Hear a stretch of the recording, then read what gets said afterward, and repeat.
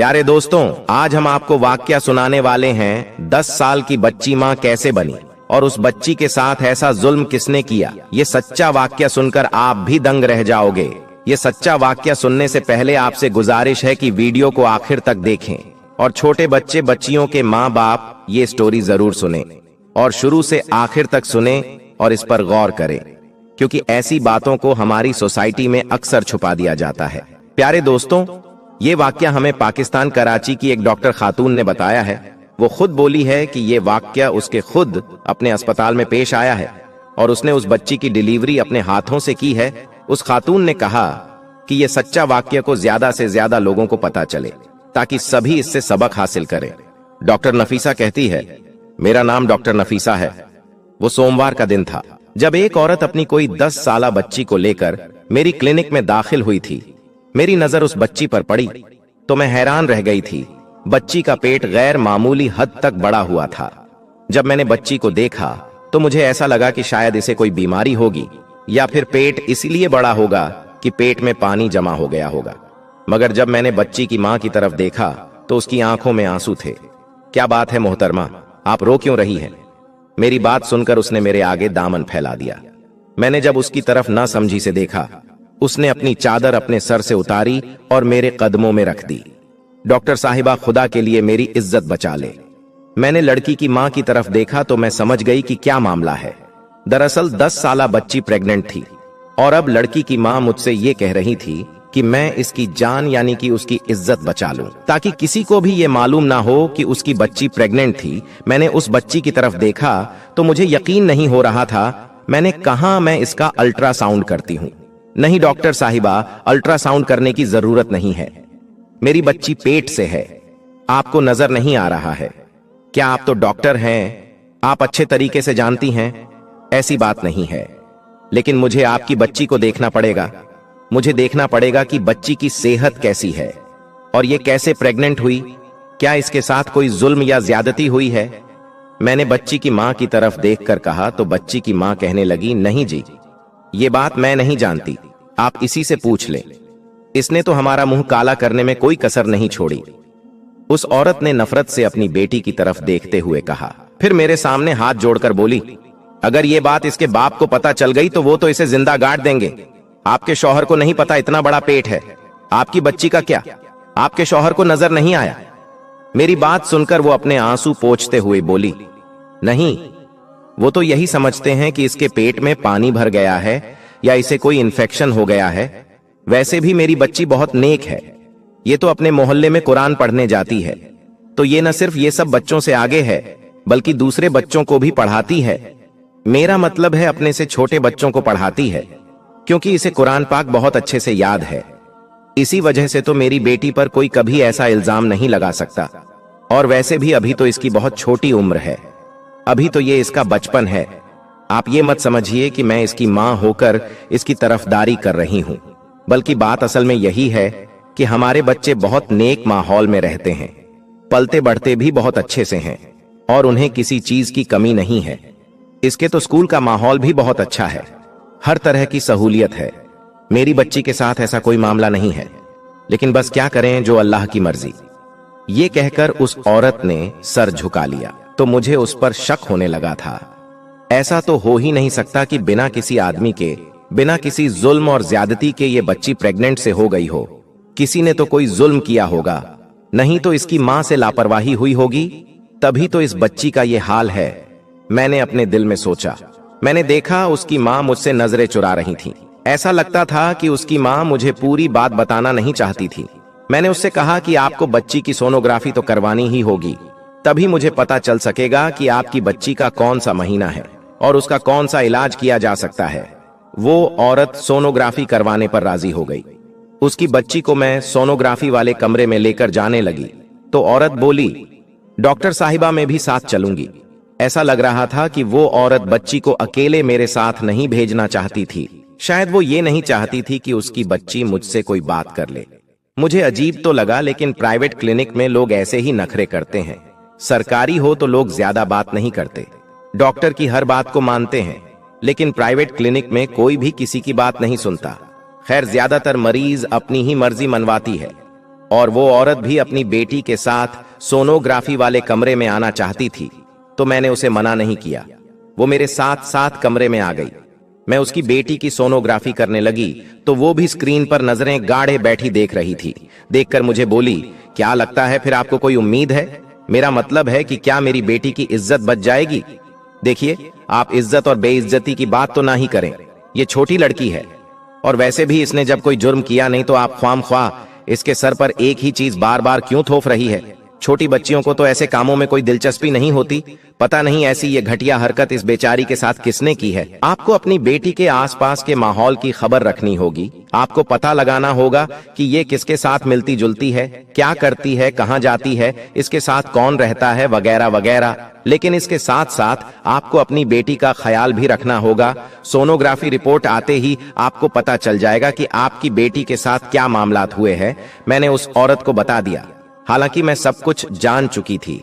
Ultrasound को पढ़ना मेरे लिए कोई मुश्किल बात नहीं थी, पर मैंने आधा घंटा फिर भी सोच विचार करने लगी कि मैं इस औरत को क्या बात कहूं, कैसे कहूं, क्योंकि कोई भी मां अपनी 10 साला बेटी को इस हाल में नहीं देख सकती। ये सच्चाई सुनकर कहीं वो बच्ची को मारना पीटना शुरू ना कर दें। मैंने उस औरत के साथ बड़े अच्छे तरीके से बात की। मैंने कहा, देखिए, आपकी बच्ची बहुत नाजुक हालात से गुजर रही है।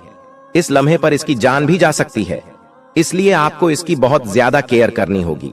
अगर आप इसका ख्याल रखेंगी तभी इसकी जिंदगी आसान होगी। वैसे भी आप बच्ची की मां हैं, कोई दुश्मन तो नहीं जो आप इसके साथ बुरा सलूक करेंगी।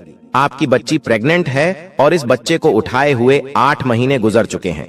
वैसे मैं आपकी बच्ची को अगर मैं दवा दूंगी तो फिर हो सकता है कि इसके लिए जिंदगी भर मुश्किलात हो जाए, तो इस मौके पर हम इसके बच्चे को जाया नहीं कर सकते। आप ऐसा करें कि अपनी बच्ची को ले जाएं और इसका ख्याल रखें, बच्चा पैदा होने दें। गैर कानूनी काम करना भी नहीं चाहिए और वैसे इस पर किया भी नहीं जा सकता। एक तो इसकी उम्र बहुत कम है, दूसरा आपकी बच्ची की सूरतें हाल बहुत नाजुक है। इसका ख्याल रखें, इसे घर ले जाएं। मैंने उस औरत को यह बात कहकर मुतमिन तो कर दिया था, मगर वो रोने लगी और बोली कि डॉक्टर साहिबा, आप जो बात कह रही हैं वो बिल्कुल इम्पॉसिबल है।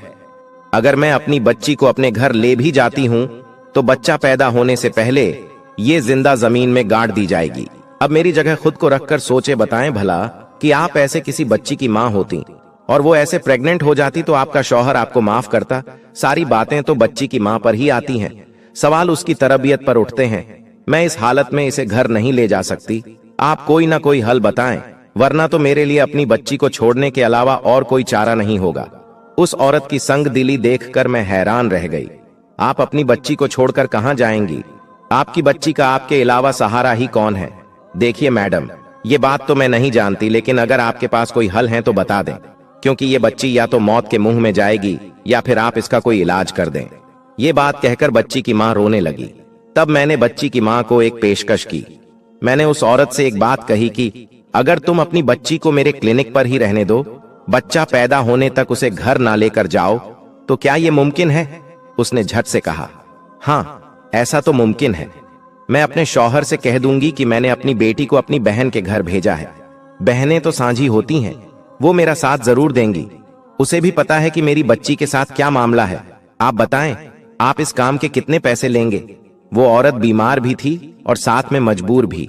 अपनी बेटी के लिए बहुत परेशान हो रही थी। मैंने उसे तसल्ली दी और कहा, मुझे आपसे कोई पैसे नहीं चाहिए।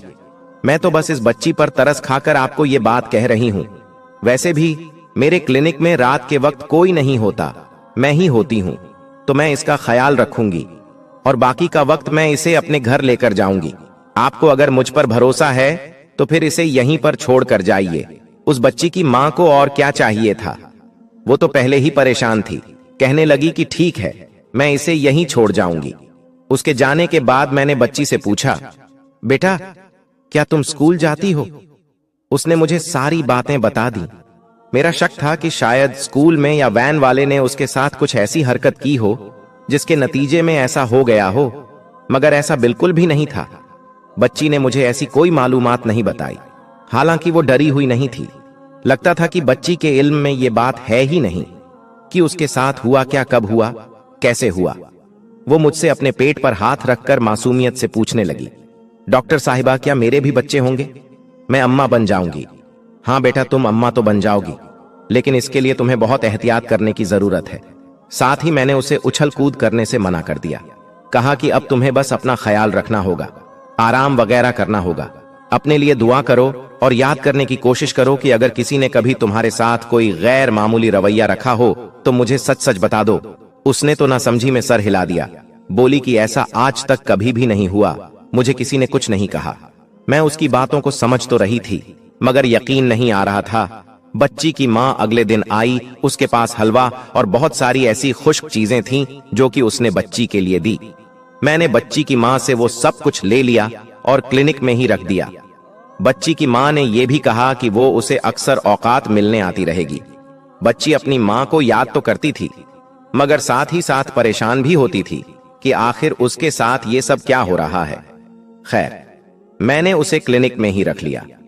उसके दिन अब करीब आ रहे थे। मुझे परेशानी भी थी कि कहीं इस बच्ची का केस कोई गैर मामूली सूरत हाल इख्तियार ना कर ले, क्योंकि मैंने तो उसकी माँ से कह रखा था कि उसे परेशानी की जरूरत नहीं है। उसकी बच्ची का केस मेरे हाथ में है, मैं उसे बर्बाद नहीं होने दूंगी, न ही उसके मुस्तकबिल पर कोई फर्क पड़ेगा। खैर, विलादत के उसने 2 खूबसूरत बच्चों को जन्म दिया। बच्चे गोल मटोल प्यारे और सेहतमंद थे। मैंने उन बच्चों को देखा, मेरी तो हैरत की इंतहा ना रही। वो दोनों जुड़वा बच्चे थे। आज तक मैंने ऐसा होते नहीं देखा था।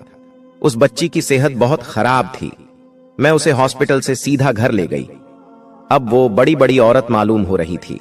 मुझे उसकी हालत पर दुख भी हो रहा था।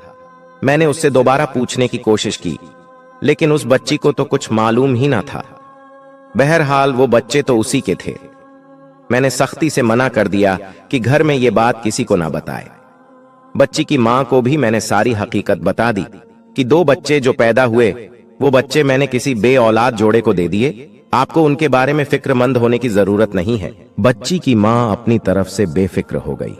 उसने मुझे हजारों रुपए दिए और बोली, आपका बहुत शुक्रिया, आपने इस मुश्किल वक्त में मेरा साथ दिया। मैंने अपने शौहर से कह दी थी कि मैं अपने बच्ची को खाला के घर छोड़ आई। वो मुतमिन हो गया था। वैसे भी वो अपने बच्चों की ज्यादा खबर नहीं रखता, लेकिन अगर उसे पता चल जाता तो पता नहीं क्या करता क्या होता। ये कहकर वो अपनी बच्ची को लेकर चली गई। मेरे ख्याल में तो अब वो मुतमिन थी और उसकी फिक्र भी खत्म हो गई थी, मगर मुझे उसकी बेटी बार बार याद आ रही थी। ऐसा लगता था कि जैसे वो मुझे कुछ बताना चाहती थी, मगर मारे परेशानी की कुछ बता नहीं पाई। मैंने उससे मजीद कुछ नहीं कहा। बच्ची के जाने के बाद मेरे कमरे में मौजूद नर्स ने मुझसे एक अजीब बात कही। बोली कि आपको नहीं लगता कि बच्ची की मां का रवैया कुछ अजीब था? मुझे लग तो ऐसा रहा था, मगर मैंने सर झटक दिया। मैं फालतू की बातों में नहीं पढ़ना चाहती थी। वैसे भी मैंने ये केस अपने जहन से भुला दिया था। मेरे तो वहम और गुमान में भी नहीं था कि इस बच्ची को दोबारा मेरे पास आना पड़ेगा और मुझे दोबारा से उस बच्ची को देखना पड़ेगा। मेरे ख्याल में यह सबसे बड़ी मुसीबत थी जो उन लोगों पर आई थी। मुझे इस बात का मुकम्मल यकीन था कि अब वो मां अपनी बेटी का खास ख्याल रखेगी और उसे बाहर आने जाने नहीं देगी। न सिर्फ ये कि उसकी हर हरकत पर नजर रखेगी, बल्कि उसके मिलने जुलने वालों पर भी ध्यान रखेगी।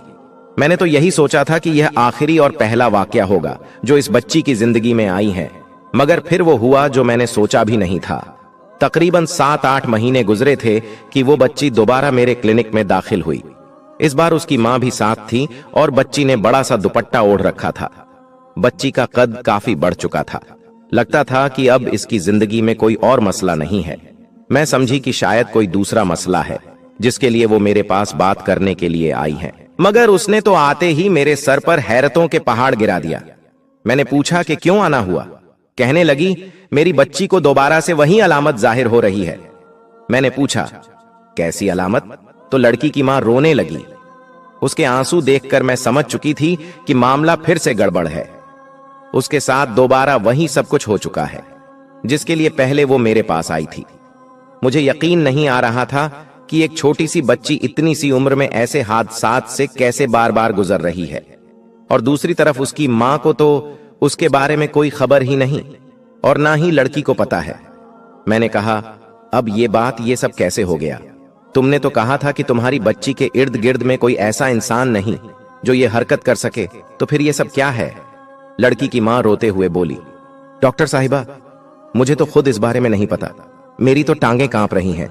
उस वक्त से जब से मैंने अपनी बच्ची के बारे में ऐसा महसूस किया, आप कम से कम इसका टेस्ट करके पता लगाएं कि जो कुछ मैं सोच रही हूं वो सही है या गलत है, क्योंकि अभी तक मैंने इसका कहीं टेस्ट नहीं करवाया। आप चूंकि मेरे हालात से पहले भी वाकिफ है, इसलिए मैं सीधी आपके पास आई हूं। आप खुदा के लिए चेक करके बता दें कि जो कुछ मैं सोच रही हूं वो सही है या गलत है।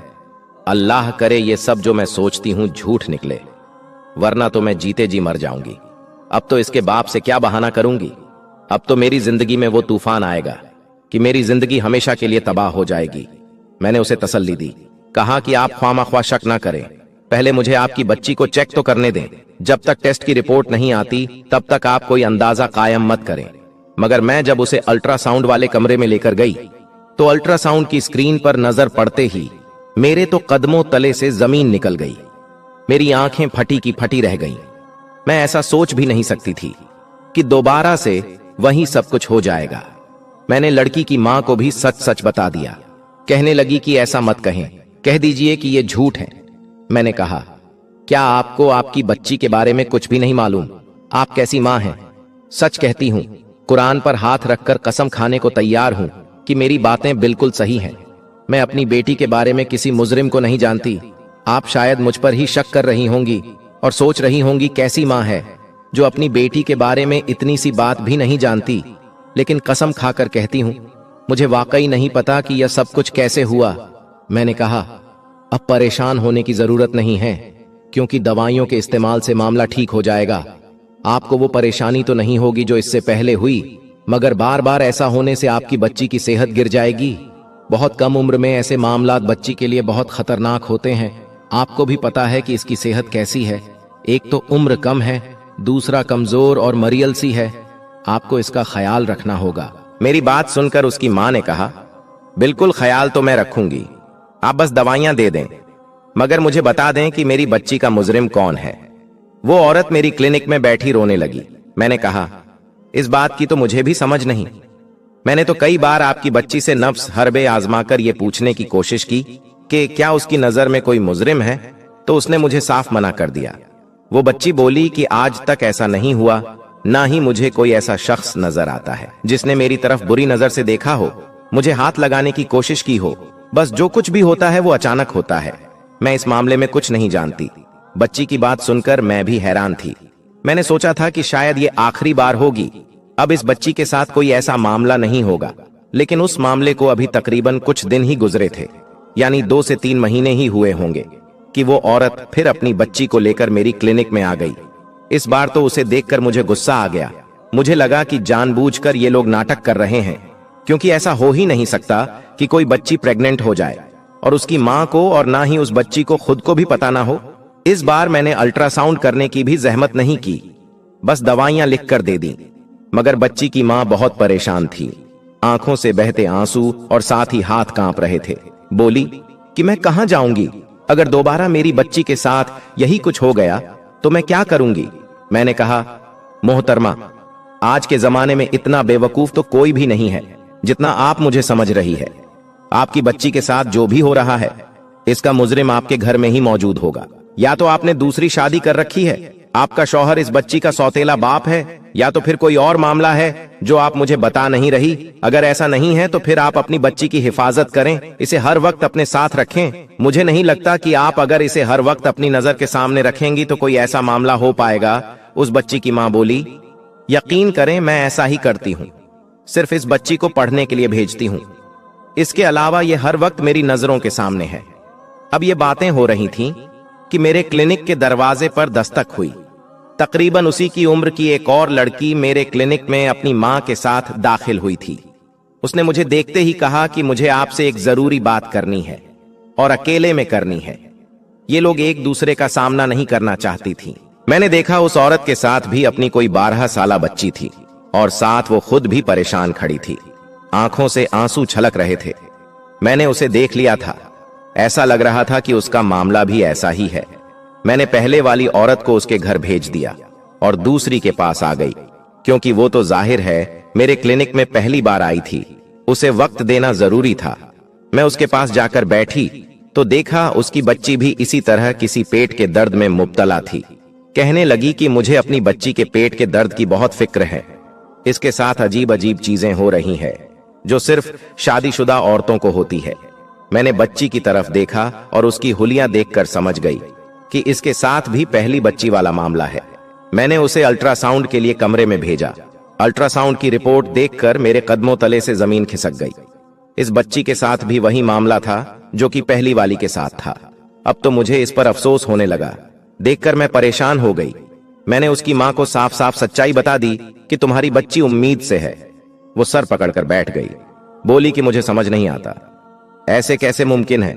मैंने उसे पहले वाली बच्ची के बारे में भी बता दिया, क्योंकि अब मांओं को इस बारे में सोचने की जरूरत थी। इस तमाम सूरतें हाल के बाद मुझसे बर्दाश्त नहीं हुआ।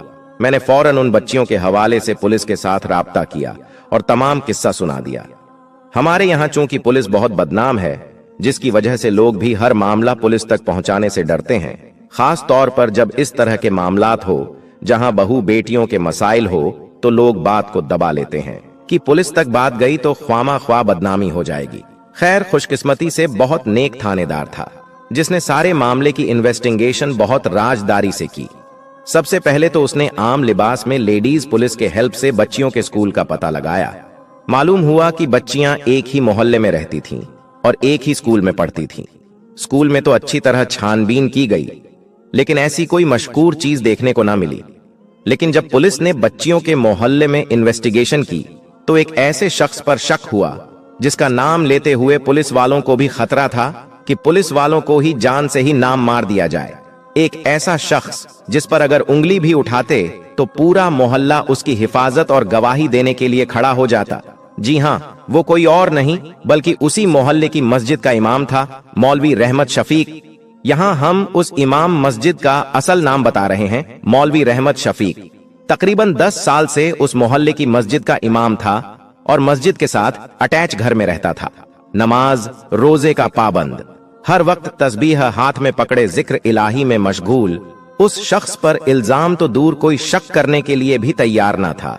मोहल्ले के सब बच्चों को वो बगैर लालच और मुआवजे के कुरान पढ़ाता था। लड़के तो मस्जिद के सहन में पढ़ते, लेकिन लड़कियों को उसकी बीवी अपने घर में बापर्दा कुरान पाक पढ़ाती। लेकिन कोई 3 साल पहले उसकी बीवी अपने 4 बच्चों को लेकर अचानक कहीं गायब हो गई थी।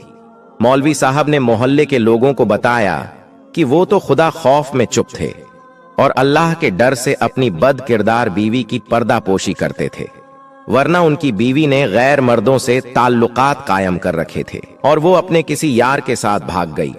फिर क्या था, मोहल्ले वालों की नजर में मौलवी साहब की कदर मंजिल और भी बढ़ गई। किसी का बच्चा बीमार होता तो वो मौलवी साहब से दम दरूद करवाते। सारे मोहल्ले वाले बारी बारी मौलवी साहब को रोज खाना भिजवा देते। दूसरी जानिब पुलिस ने तफ्तीश की तो पता चला कि मोहल्ले की लड़कियां जो पहले मौलवी साहब की बीवी से कुरान पढ़ती थीं, अब मौलवी साहब खुद अपने घर में बापर्दा माहौल में उनको पढ़ाते हैं और अक्सर बच्चियों को खाने पीने को कुछ देते हैं। पुलिस ने बहुत खुफिया अंदाज में जब मौलवी साहब के घर की तलाश ली तो ऐसे इनक शफ़ात ऐसी ऐसी चीज मिली कि सबके पांव के नीचे से जमीन निकल गई। ऐसी दरिंदगी के खुदा की पनाह वही मौलवी साहब जिसको लोग वली अल्लाह समझते थे। उसके घर से भारी मिकत्तात में नशा और दवा नशीली चीजें मिली। पुलिस ने फौरन मौलवी साहब को उठा लिया और अपने रवायत अंदाज में इन्वेस्टिगेशन की तो मौलवी साहब ने तोते की तरह अपने दरिंदगी की गंदे कामों की होलनाक दस्ताने बयान की। ये मौलवी मिठाई और चॉकलेट्स में नशीली दवा मिलाकर अब तक दर्जनों बच्चियों को अपनी दरिंदगी का निशाना बना चुका था। उन मासूम बच्चियों को तो पता भी नहीं होता था कि कोई उनकी जिंदगी जहन्नम कर चुका है। उनके वालदैन जिस मौलवी को वली समझते थे वो दरअसल एक शैतान था। बाद में ये भी पता चला कि मौलवी की बीवी दरअसल एक नेक औरत थी। उसको मौलवी ने खुद मारपीट कर रात के अंधेरे में बच्चों समेत निकाल दिया था। अस्तगफिरुल्लाह। आप सबसे गुजारिश है, खुदारा अपने बच्चों की हिफाजत करें। अक्सर जिन लोगों पर हम सबसे ज्यादा भरोसा करते हैं वही हमें सबसे ज्यादा नुकसान पहुंचाते हैं, और अपने बच्चों के मामले में तो कभी भी किसी पर एतबार ना करें। अल्लाह हमें और हमारे बच्चों को ऐसे दरिंदों से हमेशा बचाकर रखे, आमीन। उम्मीद है आज की वीडियो आपको पसंद आई होगी। तो अगर वीडियो पसंद आई तो प्लीज लाइक और सब्सक्राइब जरूर कर लें। साथ में लगे बेल आइकन को जरूर प्रेस करें